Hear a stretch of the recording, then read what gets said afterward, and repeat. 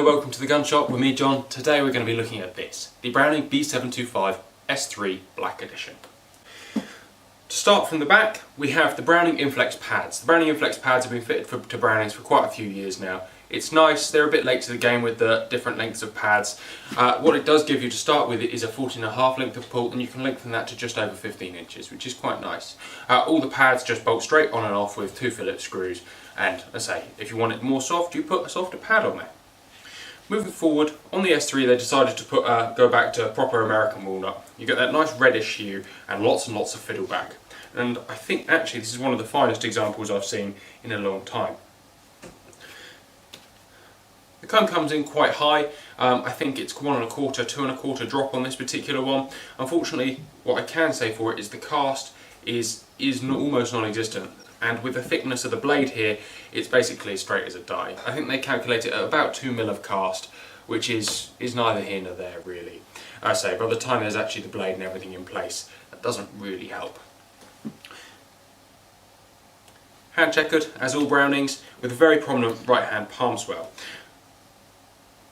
If you need a right-handed gun, buy a right-handed gun. If you want a left-handed gun, get a left-handed gun. It's very much specific with this gun because they actually add a bit of cast, however negligible it is. The palm swell, as you can see, is very, very full, and that's quite nice. Leads on to this, the adjustable changeable trigger. So you can put different trigger blades on there, and you've got the 3 points of a set adjustment, but this can be customised, so you can put it pretty much wherever you want. Comes as a manual safety gun. The manual safety is nice for sporting clays, however they do give you the bar so you can change it back to a manual safe or an automatic safe, or change it to an auto safe, not back to an auto safe, if your heart so desires. The trigger is gold plated. That's my first gripe with this gun, apart from the lack of cast really, is that the trigger is gold plated. I know it sort of matches with a couple of little other gold accents on the gun, but in the true sort of stylishness that is, it would have been nice to see this completely black. However, like I say, the gold does run through the gun, the gold theme, and that's fine. The top lever, the standard 725 slot top lever in black, and it's got that nice slow checkering on there, slope checkering, and it does, unlike the 725, rarely bite hard, or unlike the 525, sorry, the 725 doesn't really bite hard on the top lever, so you never have that initial crack like you sometimes have with the 525. On the action, you have a blacked action, gold B725, 725, 725, S3 and S3 gold in lead. Not real gold, but certainly gold effect. Actually, I might tell you, it might be real gold. You have a nice sort of curvy line, swirly pattern down the side of the gun, and actually it's simple enough that it's nice to have it on there. It would have looked wrong as a plain action, perhaps a little bit too cheap. That just gives you a little something for it, which is very pleasant.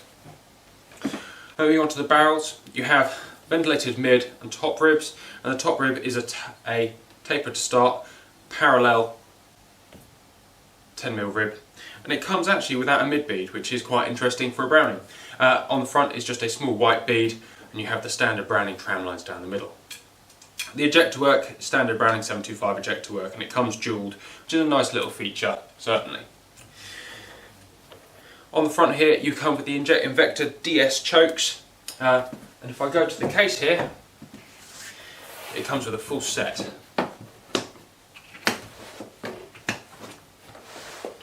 And for once Browning actually give them to you in a nice plastic case.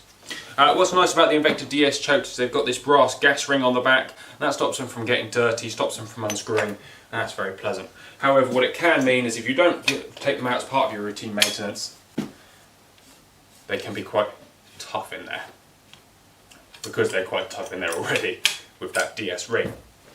Well, maybe it would have been nice to see, although the gold is a nice touch, would have been nice to see that it blacked with the golden end, and that would have flowed with the gun a little bit better perhaps than the 2 silver chokes. But again, it's just small design things. There's your auto safety bar, 3 spare chokes, 2 spare trigger blades. The forend on this gun is a Changeable forend. It is matched to the back piece of wood, which is very pleasant, and on the metalwork you have the gold S3 and the line continues down there. You have black underlever. What I think was a real shame with this gun, where the stock has gone for a real chunky, almost semi-trap effect, it would have been nice to see a American style rounded forend, or perhaps even a beaver tail or semi-beaver tail on there. Not that I'm just not a fan of the 725 Schnabel forend. I just don't like it. I don't think it looks very nice. I prefer either a classic Schnabel, or they should have just gone with a proper rounded forend. I think that would have probably suited the gun a lot better. This is a 30-inch edition. It's a plastic case with a black velvet top, and it comes with all your paperwork in there. You guarantee your proof of inspection, and that's quite exciting. This gun is steel shot proof. Not that I think it's maybe a bit too pretty to take out wildfowling, but it'll do. So, where were we? How it shoots and how it handles. They are a bit front heavy. It's a little issue with this gun. For a 30-inch gun, it is a bit more front heavy than the sort of stock size, the stock mass would dictate. I would have liked to see it maybe a little bit more neutral than this, and certainly in a 32-inch model I think these things are just a bit unwieldy. However, it's not without the opportunity to put a balancing system in the back. In the actual shooting, they shoot very well, if a little bit high and a little bit straight for most people. So certainly if you're going to go and buy one of these, check that you don't need a bit more cast on there. Alright, that's my opinion on it. I think it's a good looking gun. I think you'll agree with me that it's a very good looking gun. I just think maybe they missed a couple of little aesthetic touches that would have been a little bit nicer than it is. However, it's a beautiful looking gun, and if you're after something just a little bit different from the Browning range, bored of silver actions maybe this is the gun for you. But for me, I think it's a real shame they didn't put a mid-bead in. And it's a shame. For a Browning, it almost feels foreign for it to come up without a mid-bead. However, it does. For the lack of back-end weight, it does feel like you need it's got something in your right hand. I think that is just the mass of the palm swell filling your hand. Actually, it sort of feels quite substantial, even though there is no weight there. It fills your hand. And it does feel strange, I must admit. Anyway, thank you very much for watching. Take care. We'll see you next time.